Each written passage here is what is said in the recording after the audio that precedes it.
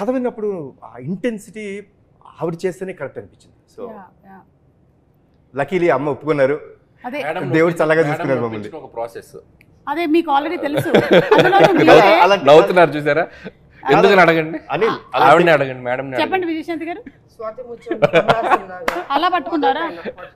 అలా ఉన్నా తిరుగుతూనే ఉంటారు, మనకి చిరాకు వచ్చి నమస్కారం రండి చెప్పండి కథ చెప్పండి అలా అయిపోద్ది. అసలు సరిలేరు టైంలో she's not at all interested. అంటే వెరీ బిజీ ఇన్ పాలిటిక్స్. అసలు సినిమా అనేది ఆవిడకి అసలు ఐడియా లేదు. అసలు చేద్దామంటే మేబీ ఇంకో అప్పుడు ఆ టైంలో అసలు లేదు. ఇక నేనేమో విజయశాంతి గారిని ఎలాగైనా అప్పటికి ముందు ఒకసారి వెళ్ళి ఫెయిల్ అయ్యా. రాజాది గ్రేట్ టైంలో వెళ్ళి కలిసా, అప్పుడే ట్రై చేశా. చాలా సినిమాల నుంచి ప్రయత్నం చేస్తూ అప్పుడు వెళ్ళాను. అప్పుడు పాపం కొద్దిగా మొహమాటం, మరి మొహం మీద చెప్పలేరుగా. లేదమ్మా నేను పాపం నో చెప్పలేక చెప్పారు. అది నాకు అర్థమైంది, మేడంకి కొద్దిగా మొహమాటం ఉంది, దీని మీద మనం ఫోకస్ చేయాలి. అర్థమైందా? మీ వీక్ పాయింట్ ని పట్టుకొని అర్థమవుతుందా? సో ఇక సరిలేరు టైంలో వెళ్ళి అంటే శ్రీనివాస్ గారు ఉన్నారు. అంటే they both have script judgement బాగుంటుంది. విజయశాంతి గారిదైనా శ్రీనివాస్ గారిదైనా. శ్రీనివాస్ గారు అంటే మన హస్బెండ్. సో సార్ది కూడా పర్ఫెక్ట్ జడ్జిమెంట్. అంటే కమర్షియల్ కథ అయినా ఏ కథ అయినా మనం జస్ట్ కథ అంతా చెప్పాల్సిన పనిలే, జస్ట్ ఒక ఐడియా చెప్తే చాలు, ఇది వర్క్ అవుతుందా లేదని వాళ్ళు చెప్పేయగలరు. సో నాకు తెలిసి ప్రదీప్ గారికి ఎలాంటి ఎక్స్పీరియన్స్ ఉందో అమ్మ మీరే చెప్పాలి. అదే అంటే ఆయన కూడా స్వాతి ముత్యం లాగానే వచ్చి మళ్ళీ కథ వినిపించి అసలు ఆయన ఏమైనా అనిల్ గారి దగ్గర ట్రైనింగ్ తీసుకుని వచ్చారా? డౌట్ గా ఉంది, వీళ్ళేదో మాట్లాడుకుని ఉంటారు. నేను ఇలా పడ్డాను, నువ్వు కూడా అలా పడు, నా ఫ్రెండ్ ఒప్పుకుంటుందేమో అని చెప్పుంటారు. అది కాదు పాప, మనోడికి డెడ్ లైన్ కదా, నేను చేయను ఆ సినిమా. అమ్మో ఇంక ఈయన చేయనంటే ఆవిడ ఒప్పుకోకపోతే ఈయన చేయనంటాడు. చెప్పాడు మీరు చేయకపోతే బాబు చేయనన్నారు. అమ్మా నా లైఫ్ పోతుంది, దయచేసి ఎలాగని ఒప్పుకోండి. పెద్ద మెడిసిన్, చాలా పెద్ద విషయం. కళ్యాణ్ రామ్ గారు అర్జున్ క్యారెక్టర్ కి కళ్యాణ్ రామ్ గారికి డిఫరెన్సెస్ కానీ లేకపోతే సిమిలారిటీస్ కానీ ఏమైనా ఉన్నాయా? ఫైట్లో ఒకటి నేను బైట్ చేయనండి, ఎవరిని కొట్టలేదు ఇప్పుడు దాకా. అది మినహాయిస్తే అమ్మ పట్ల అంటే నేను అమ్మగారికి ఇచ్చే గౌరవం కానీ ఆవిడ్ని నేను అంతా బాగా అంటే షీఈ్ ఎవ్రీథింగ్ ఫర్ మీ అండి. Like my mother is everything for me. Like if my mom wouldn't have been there, probably today my character which is being talked or which is being told is not there. So that is very similar and it's exactly in what Arjun character is in this film. బయట కూడా చాలా discipline పెట్టా, very discipline. Okay, చాలా ప్రేమ ఆప్యాయతకి విలువలు ఇచ్చే మనిషి నిజంగా. So వాళ్ళ మదర్ కూడా అలా పెంచాడు ఆయన్ని. అంటే మేము ఈ కాలంలో నేను అదే అంటానండి, ఈ కాలంలో అంత డిసిప్లిన్గా అంత పద్ధతిగా పెద్దవాళ్ళకి గౌరవం ఇవ్వడం రేర్. అది బాబులో చూసాను నేను నిజంగా. సో చక్కగా బాండ్ అన్నది ఏర్పడింది ఈ సినిమాలో మా ఇద్దరికి. ఐ థింక్ అది కంటిన్యూ అవుతే బాగుంటుంది అన్నది. మేడంలో ఉన్న గ్రేట్నెస్ ఏంటంటే, సో బయట అంత పొలిటికల్ అంత హుందాగా అంత కొద్దిగా రెబల్గా కనపడతారు కదా, మళ్ళీ షూటింగ్ స్పాట్కి వస్తే ఎంత స్వీట్గా ఉంటారంటే very down to earth and very discipline.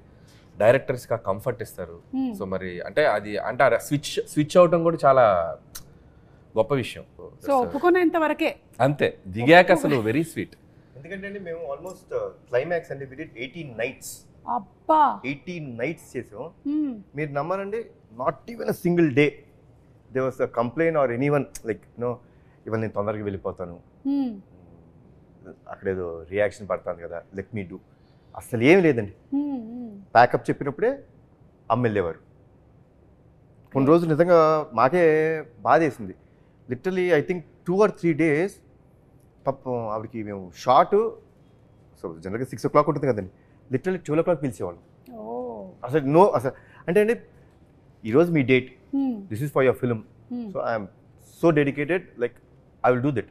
మీరు నన్ను లైక్ 6 o'clock పిలిచారా, నన్ను ఎందుకు కూర్చోబెట్టారు, చాలా ఉంటాయండి. మేము ఫేస్ ఇట్, ఏంటంటే కూర్చోబెట్టారు పిలిచి ఉంటాయి మాకు. బట్ అలాంటిది ఏమీ లేకుండా 12 o'clock పిలిచిన చిన్న నవ్వుతూ వచ్చి, ఏం బాబు ఎలా జరిగింది షూటింగ్, అమ్మ సారీ అమ్మ, భలేవాడు సారీ ఎందుకు చెప్తావు, కమాన్ చేద్దాం. సో క్రికెట్లో జనరేషన్ గోల్డ్ అంటున్నారు కదా, so generation gold is always gold అండి. అండ్ గోల్డ్ కన్నా ఇంకేమైనా పైన ఉంటే అది డైమండ్స్. అలాగే అనిల్ గారు మీకు కూడా పోలీస్తో చాలా అనుబంధం ఉంది కదండి. మీరు ఫస్ట్ సినిమా తీసిందే పటాసు, ఆ తర్వాత రాజా ద గ్రేట్లో ఉంది, తర్వాత సర్లేరు మీకు ఎవరు ఆర్మీ బ్యాక్ డ్రాప్ ఉంది. సో మీకు కూడా ఈ police connection, what is this police connection? నాకు ఈ మధ్య ఇంటర్వ్యూలో క్వశ్చన్ అడిగితే నాకు అర్థం కాలేదు. నేను చేసిన 8 ఫిల్మ్స్ ఆల్మోస్ట్ భగవంత్ కేసులో బాలయ్య గారు కూడా పోలీసే, మన సంక్రాంతికి వస్తున్నాలో కూడా ఎక్స్-కాప్ కదా. ఏదో కనెక్షన్ ఉంది. పోలీస్ అంటే మనం ఏంటంటే ఒక రియల్ లైఫ్ హీరోలో కనపడుతున్నాక పాత్ర. సో మనం ఎందుకంటే మనం ఒక రియల్ లైఫ్ క్యారెక్టర్స్తో సినిమా చేసేటప్పుడు ఒక హీరో పాత్రని ఎలివేట్ చేయడానికి ఒక పోలీస్ కంటే బెటర్ ప్రొఫెషన్ కానీ ఏది ఉండదు అనుకుంటున్నాను. సో దట్ ఈస్ అంటే మోర్ పోలీస్ అనేది నంబర్ ఆఫ్ వాటికి కనెక్ట్ అయి ఉంటున్న డిపార్ట్మెంట్ అది. సో మీకు పొలిటిక్స్కి కనెక్ట్ అవుద్ది, సినిమాకి ఎటువైపు అయినా కనెక్ట్ అయి ఉండే ప్రొఫెషన్ అది సొసైటీలో. సో ఈజీ టు అంటే మనకి నంబర్ ఆఫ్ క్యారెక్టర్స్ కానీ ఎలివేషన్స్ కానీ యాక్షన్ స్క్రిప్ట్స్ చేయాలంటే కూడా సో పోలీస్ అనేది చాలా కంఫర్టబుల్ ఉంటుంది. తెలియకుండా పటాస్ అంటే నాకు క్వశ్చన్ అడగాలని ఉంది అనిల్ని. ఆ రోజు నుంచి నాకు అంటే ఉండిపోయింది, నేను ఇప్పుడు అడగలేదు అనిల్ని. అనిల్ కథ చెప్పా గుర్తుందా? కథ చెప్పిన రోజు గుర్తుంది కదా. కథ చెప్పినప్పుడు అంటే I said that incident but I never asked what he felt.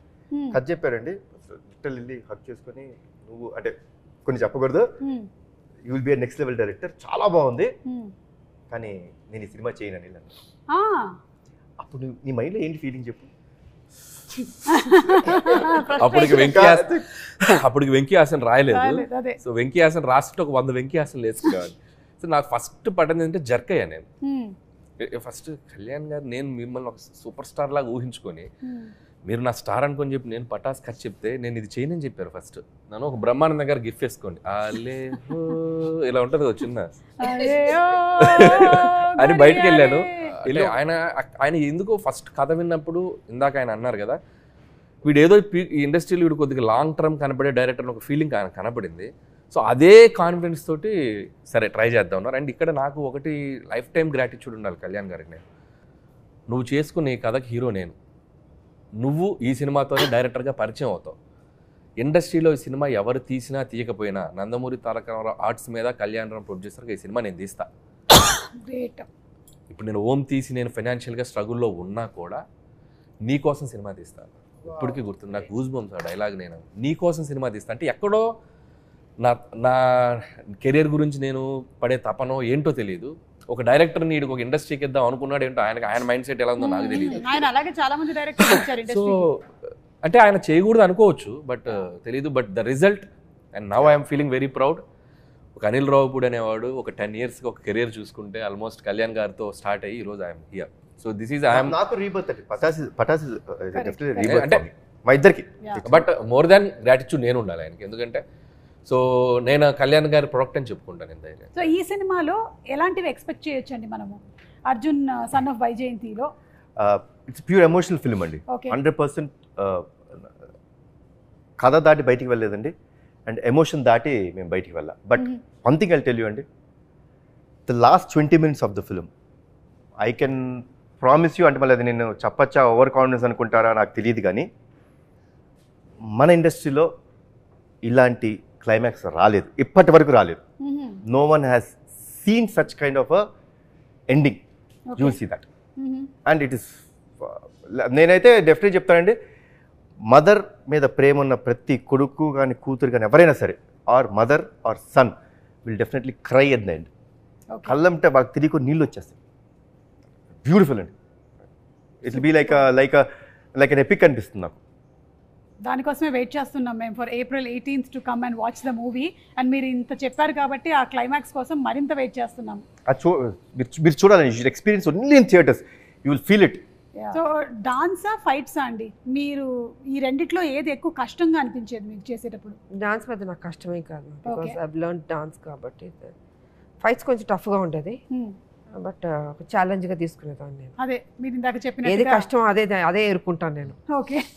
So dance అన్నది చాలా easy, with all the heroes పనిచేస్తాం కాబట్టి బాగానే ఉంటుంది సరదాగా. వైజయంతి విజయశాంతి గారు, ఈ సిమిలారిటీస్ ఏమైనా ఉన్నాయా రెండు క్యారెక్టర్స్ మధ్యలో? విజయశాంతి గారు as a politician, this is a mother కదా, దీంట్లో తల్లి కొడుకు మధ్యన ఏం జరుగుతుంది ఎలా ఉంటుంది అని కొంచెం డిఫరెంట్గా ఉంటుంది. అది వచ్చి పెళ్లి కానీ వైజయంతి కర్తవ్యంలో అది ఒక స్ట్రిక్ట్ పోలీస్ ఆఫీసర్ లాగా ఒక బాధ్యత, ఇట్స్ అ డ్యూటీ మైండ్ తోటి వెళ్తున్న క్యారెక్టర్. ఇక్కడ ఆ బాండ్, ఆ మదర్ అండ్ సన్ వాళ్ళ మధ్యన జరిగే ఆ ఘర్షణ ఏంటి ఎలా అన్నది డిఫరెంట్గా ఉంటుంది. మేడం చేసిన కొన్ని వందల సినిమాల్లో ఆవిడకి చూసేసి ఉన్నారు కాబట్టి, బట్ మాకు రైటర్స్గా కానీ ఆడియన్స్గా కానీ మేము ఆవిడ కొన్ని పాత్రల్లో స్టిల్ ఆవిడని ఇష్టపడే ప్రేక్షకులు ఎంతమంది ఉన్నారు. సో ఆవిడ కొన్ని పాత్రల్లో చేస్తే ఇంకా ఆడియన్స్ ఆర్ రెడీ టు ఆవిడని ఇంకా సెలబ్రేట్ చేసుకోవడానికి రెడీగా ఉన్నారు. భారతీయులు నిజంగా ఒక నేషన్ సర్లేరులో ఒక సోల్జర్స్ని రిప్రజెంట్ చేసేది ఆవిడ తప్పితే ఇంకెవరిని ఇమాజిన్ చేయలేము. సో ఆవిడకి అది ప్లస్ కాకపోవచ్చు, బట్ సినిమాకి ఆవిడ చేయటం, ఆవిడ పాత్ర నటించడం అనేది సినిమాకి చాలా ప్లస్ అవుతుంది సర్లేరు. అండ్ అలాగే అర్జున్ సన్ ఆఫ్ వైజయంతిలో నిజంగా కళ్యాణ్ గారు ఆవిడ చేస్తేనే చేస్తానని ఒక మాట అన్నారంటే ఆయనకి ఆ కథ విన్నప్పుడు ఆయనకి అర్థమైంది ఈ పాత్ర ఆవిడ చేస్తేనే ఆ పాత్ర నిలబడుతుంది, లేకపోతే చేసి ఆ సబ్జెక్ట్ ఎలివేట్ అవ్వదు. సో కాబట్టి ఆ ఉద్దేశంలో ఆవిడ కొన్ని చేయాలి, తప్పదు.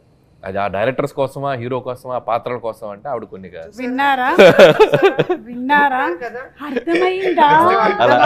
అలా శృతిలో కలిపేశా. ఎక్కడి నుంచి ఎక్కడ తీసుకెళ్తారు, ఇదే వీళ్ళు ఉన్న టాలెంట్. బాబు చూసారా, అసలు మనం వద్దు అనుకుంటే ఎలాగనే చేపిస్తారు. అమ్మ సంవత్సరం పాటు ట్రావెల్, ఏ హీరో కూడా సంవత్సరం పాటు అనిల్తో ట్రావెల్ అవ్వదు. నేను ట్రావెల్ అయింది సంవత్సరం. ఎక్కువ ట్రావెల్ అయిన హీరో నేనే. అన్ని 6 నెలల సినిమాలే, అన్ని 6 నెలల సినిమాలు ఏది జూలైలో స్టార్ట్ చేస్తాడు, సంక్రాంతి రిలీజ్ అంటే వెళ్ళిపోతాడు. ఆల్మోస్ట్ ప్రీ ప్రెప్ తో కలిసి ఒక 1.5 year. It's like everyday evening table దగ్గర కళ్యాణ్ గారు, అప్పుడప్పుడు తారక్ గారు వస్తారు. అప్పుడు టెంపర్ జరుగుతుంది పక్కన. ఈవినింగ్ అయ్యేసరికి ఒక సెషన్ ఉంటుంది, ఫుల్ ఫన్ సెషన్. నేను సెంటర్ ఉంటాను కూర్చొని. నన్ను బాగా కాపాడుకునేవాళ్ళు కళ్యాణ్ గారు. ఆయన డైరెక్టర్ అనిల్ ఊరుకోని అన్న మధ్య మధ్యలో ఉంటుంది కదా, ఇద్దరు నన్ను తారక్ గారు ఫుల్ ఫన్ సరదాగా, అంటే ఫన్ వేలో. అట్లా తారక్ గారితో అనుబంధం ఉండే వాళ్ళందరికీ తెలుసు. షూటింగ్ చేసినట్టు ఉంటుంది దీంతోటి. ఎంత సరదాగా ఉంటుందంటే మనం కష్టపడుతున్నాం అన్న ఫీలింగ్ ఉండదు. అప్పుడే అయిపోయింది ఆ షూటింగ్ అంటాం అనుకుంటాం మనం. ఆ డే మొత్తం ఆర్టిస్ట్ ని నవ్విస్తూనే ఉంటాడు ఆయన. కానీ ఇప్పుడు వాళ్ళని నేను ఒక కష్టమైన క్వశ్చన్ అడగబోతూ ఉన్నాను. సరిలేరు మీకెవరు లేదా Arjun son of Vyjayanthi? Madam please ఏదన్నా ఉంటే మన తర్వాత రెండు బాగుంటాయి కదా, రెండు కళ్ళు లాంటివి నాకు. అవును, కానీ అదొక్కని ఇదొక్కని నేను కళ్ళు అనుకోవట్లేదు ఇప్పుడు, వాటిని ముక్కు అనుకుంటున్నా. ముక్కు లేదమ్మా, కళ్ళే అమ్మా. ఆ కళ్ళతో చూస్తున్నా, అది చూడాలి. సో రెండింటిని విభజించి చూడలేము. మీరు చెప్పండి కళ్యాణ్ రామ్ గారు, పటాసా లేకపోతే అర్జున్ సన్ ఆఫ్ వైజయంతియా? అమ్మ సమాధానం చెప్పేస్తారు, నేను ఆలోచించుకుంటాను. నేనేం చెప్తే బాబు కూడా అదే చెప్తాడు. బాబు నేను ఏం చెప్తే అదే చెప్పాలి. అంటే ఒక అందుకని రెండింటిని విభజించట్లేదు, బోత్ ఆర్ ద సేమ్ అని చెప్పేస్తున్నారు. ఓకే, పటాసా సర్లేరు మీకు ఎవరా? పటాస్ సర్లేరు అంటే పటాస్. విజయశాంతి గారిని పక్కనే పెట్టుకుని అంత మాట లేకపోతే అనిల్ రావుపూడి లేడుగా, ఆడుంటేనే సర్లేరు తీస్తాడు. Okay, so Pataas is my always. నేను ఎన్ని ఫిలిమ్స్ చేసినా, రేపు పొద్దున అవతార్ లాంటి ప్రపంచ దేశాలు గర్వించదగ్గ సినిమా తీసినా నా first film Pataas is my stepping. అది లేకపోతే అసలు నా కెరీర్ లేదు. పటాస్ ఆల్ టైమ్ ఫేవరెట్ నా కెరీర్. సూపర్ అండి. అలాగే ఈ సినిమా మ్యూజిక్ విషయానికి వస్తే అజనీష్ గారు చేశారు. అజనీష్ గారు అంటే జనరల్లీ మనకి కొంచెం mystic kind of films like Kantara, మంగళవారం అవన్నీ చేశారు కదా. మళ్ళీ మనం ఆయన్ని ఇలాంటి దాంట్లో చూడబోతున్నాం. అండ్ ఆల్రెడీ ఒక సాంగ్ రిలీజ్ అయింది, సూపర్ డూపర్ హిట్ అయింది. Anything that you want to add about the music director? Actually Ajaneesh చాలా మంది ఏమనుకుంటారంటే, మీరు అన్నట్టు he's been only doing those kind of films. Correct, దేవుడు కొంచెం థ్రిల్లర్ జానరాస్, మిస్టిక్, విక్రాంత్ రోనా కూడా చేశారు ఆయన. అవును, so he's doing very those kind. But frankly to say he has lot of commercial elements in him. Pure commercial music director అతను. మరి ఎందుకు అలా ఈ ఫిల్మ్లో మన saw the re recording I told him, Ajaneesh ఎందుకు నువ్వు అవన్నీ చేస్తావు, కమర్షియల్ సినిమాలు చేసుకోవచ్చు కదా అంటే అన్నాడు, సార్ నాకు ఇప్పుడు దాకా ఎవరు ఆఫర్ ఇవ్వలేదు సార్, మీరే సార్ ఫస్ట్ ఇచ్చిందని.